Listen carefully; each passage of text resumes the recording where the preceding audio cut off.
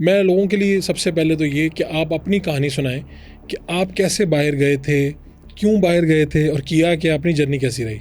السلام علیکم سر, جزاک اللہ, thank you very much for inviting us. اور سر ہماری کہانی اس طرح سے تھی کہ میں اور انصب ایک اسکول میں ساتھ پڑھتے تھے, divisional public school model town Lahore. D P S مشہور جی D P S model town. اچھا. اس کے بعد ڈی پی ایس سے ہمارے سیکشنز مختلف ہوتے تھے, تو آشنائی تھی, دوستی گہری نہیں تھی. اس کے بعد میں نے گورنمنٹ کالج سے اپنا انٹرمیڈیٹ کیا, انصب نے پنجاب کالج سے کیا. اس کے بعد ہم اکٹھے ہو گئے لاہور اسکول آف اکنامکس میں بی بی اے میں. بی بی اے میں ہم کلاس فیلو تھے, کافی گہرے دوست بنے. اور اس کے بعد جب ہم اپنے بی بی اے کا سفر شروع کیا تو کوئی ایسی خاصی کریئر کاؤنسلنگ ہم نے اپنا سفر کرنے سے پہلے نہیں لی. شاید اس کا فقدان تھا یا اس طرح سے وہ چیز اویلیبل نہیں تھی ہمارے پاس. ہم نے جب اپنے بی بی اے کو جرنی کمپلیٹ کی تو میں اس کے بعد ماسٹرز کرنے یو کے چلا گیا, ایم ایس سی مارکیٹنگ کرنے یونیورسٹی آف ہڈرسفیلڈ چلا گیا, جو مینچسٹر سے تقریباً 40 منٹس دور ہے, لیڈز اور بریڈ فورڈ کے پاس ہے. اور انصب جو ہے وہ اپنے لاسٹ ایئر میں ہی کریڈٹ آر ٹرانسفر کرا کے چلا گیا curtain university Australia human resource میں اپنا بیچلرز کمپلیٹ کرنے. تو اب ہماری دونوں کی جو اپنی مشکلات اور جو ایک فرسٹ ہینڈ ایکسپیرینس تھا in finding the right person to guide us, پھر وہاں پہ جانے کے بعد جو ہمارے اصل جرنی تو سر وہاں جانے کے بعد شروع ہوئی. پہلا تو ایک پروسیس ہوتا ہے نا, ایڈمیشن ہو گیا, اسکالرشپس ہو گئی. اچھا, اب آپ کا رابطہ ہے دونوں کو اس وقت سر ہمارا بالکل رابطہ, یعنی آپ وہ کہہ رہے ہیں میں آسٹریلیا میں آ گیا ہوں, یہ مشکلات ہیں آپ اپنی بتا رہے ہیں. بالکل سر. تو آپ کے ساتھ ایگزیکٹلی یعنی جب آپ گئے ہیں تو کیا سوچ کے گئے تھے کہ ساتھ جاب بھی کروں گا, ساتھ پڑھوں گا بھی, یا کیا سوچا تھا؟ سر ہمارا شروع سے یہ ذہن تھا, وہ جس طرح سے وہ دوست اور کہانیاں ہم نے سنی اور پڑھی تھیں کہ دوستوں نے مل کے اپنا بزنس شروع کیا اور بڑی انٹرپرائز بنا لی, تو بہرحال ذہن ہمارا بزنس کی طرف مائل تھا. لیکن وہاں جانے کے بعد ہم اپنی مشکلات شیئر کرتے تھے. انصب میرے سے آسٹریلیا, ہم نے اور جابس بھی کی شروع میں جیسے سارے اسٹوڈنٹس کرتے ہیں. تو میں نے بھی ایک اسٹور میں جاب کی, ایک گروسری اسٹور میں پارٹ ٹائم جاب کی, انصب نے بھی کی, ساتھ کمپنیز میں وائٹ کالر جابس کرتے رہے. تو اپنے اپنے ایکسپیرینس کو شیئر کرتے تھے. وہاں پہ جا کے ہم نے دریافت کیا کہ وہ بزنس کیوں نہ کریں کہ جو اس مشکل کو حل کرے جس مشکل کو ہم نے سب سے قریب سے فیس کی. کیونکہ ٹیکنیکلی جو انٹرپرینورشپ ہوتی بھی پرابلم سالونگ ہے. تو وہ پرابلم جو ہم نے خود فیس کیا ہم اسے کیوں نہ سالو کریں. پھر ہم نے جو ہے آپس میں اس رابطے کو قائم رکھتے ہوئے یہ ڈیسائیڈ کیا کہ وہ بچے جو ہمارے ملک پاکستان سے جانا چاہتے ہیں, رادر ہم وہاں پہ رہ کے اپنے آپ کو ایک مشین کا حصہ بنا کے اس زندگی میں صرف کر دیں, ہم واپس آ کے ان اسٹوڈنٹس کو گائیڈ کریں جن کی یہ پرابلم ہے جو آج ہماری پرابلم نہیں. لیکن اپرچونٹی تھی, یعنی آپ اگر وہیں پہ ایڈجسٹ ہونا چاہتے تو؟ سر وہاں پہ جو ہے اپرچونٹی وائٹ کالر انڈسٹری میں میرے اور انصب دونوں کے پاس اپرچونٹی موجود تھی, and we were doing decent jobs. میں بھی اپنی فیلڈ سے ہی ریلیونٹ ایک جاب کر رہا تھا اور انصب بھی اپنی فیلڈ سے ریلیونٹ ہی ایک جاب کر رہا تھا. اینڈ الحمدللہ the reason of coming back was that کہ وہ دماغ کلیئر ہو گیا تھا, وہ جسے کہتے نہیں ایک آگ سی لگ جانا اندر, وہ آگ لگی ہوئی تھی. اینڈ وی ور کلیئر کہ انشاءاللہ ہم نے جا کے اب اس انٹرپرائز کو اسٹیبلش کرنا اور اس کی بنیاد رکھنی. پھر آپ واپس آئے, اور یہ کس سال کی بات ہے؟ سر 2015 میں واپس آئے.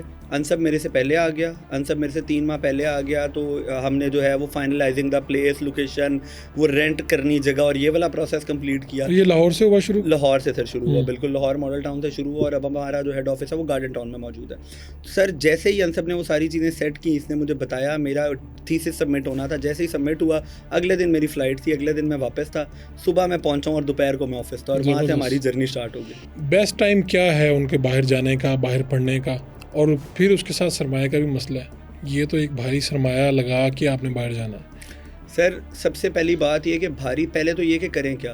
سر دنیا جو ہے آپریشنس کی جاب دنیا سے ختم ہوتی جا رہی ہے. آپ اگر اپنا یا میرا ٹریول دیکھیں 8-10 سال پہلے جو ہوتا تھا, ہم جاتے تھے, ایک بندہ ہمیں چیک ان کراتا تھا, سارے لوازمات کرتا تھا. آج وہ سارے سسٹم آٹومیٹڈ ہو گئے, اپنی ہی پرچی نکالتے ہیں, اپنا ہی بیگ چیک ان کرتے ہیں. اور یہ ایک ایگزامپل ہے, ہر فیلڈ میں ایسے ہو گیا. فری لانسر اور کانٹینٹ رائٹر جو ہوتا تھا وہ ایک بڑا تگڑا فری لانسر سمجھا جاتا تھا, جو کہتا تھا کہ بھائی جان میں کانٹینٹ لکھ دیتا ہوں. آج اے آئی اتنا شارپ ہو گیا کہ وہ اس کی جاب کھا گیا. گرافک ڈیزائن, اور آنے والے 10 سالوں میں تو یہ اتنا ہی بڑا چینج ہوگا جیسے ہماری عمر میں انٹرنیٹ کا چینج تھا.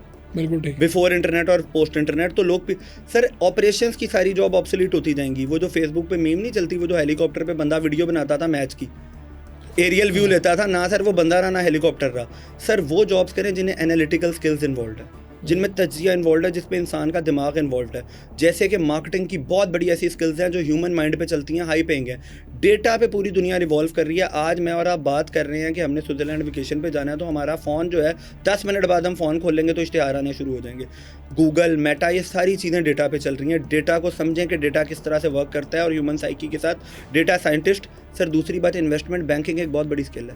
کیا کبھی دنیا سے ختم ہو سکتی ہے انویسٹمنٹ؟ اگر مجھے یا آپ کو ایک بندہ بتائے کہ آپ جی مجھے $1000 دیں, میں آپ کے $1000 پہ یہ انویسٹ کروں اور یہ آپ کو پروفٹ نکال دوں.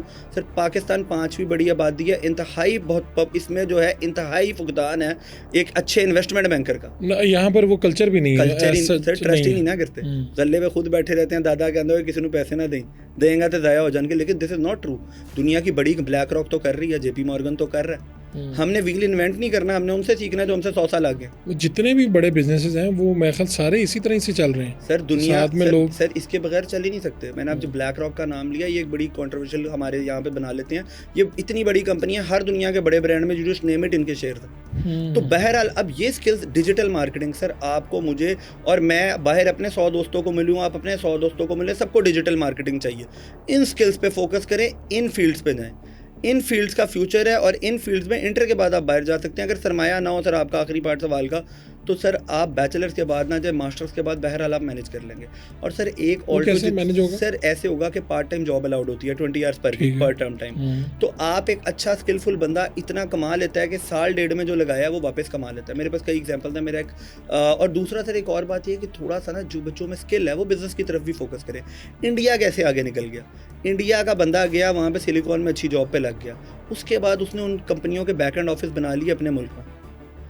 سر میں اس چیز سے خائف ہوں کہ پاکستان میں کوئی نعوذ باللہ, سر میری ماں نے اچھا خاصا بچہ پیدا کیا, میں گدھا نہیں ہوں. اگر میں گدھا نہیں ہوں تو جو میرے سے 15-20 سال چھوٹے ہیں وہ بھی گدھے نہیں. تو آپ کہہ رہے ہیں کہ صرف یہ نہ سوچیں کہ باہر جا کے آپ نے پڑھنا ہے, جاب کرنی ہے, وہاں پہ بزنس کرنے کی بھی بات سوچیں. سر آؤٹ سورسنگ آپ کے پاکستان اور انڈیا کی سب سے بڑی انڈسٹری ہے.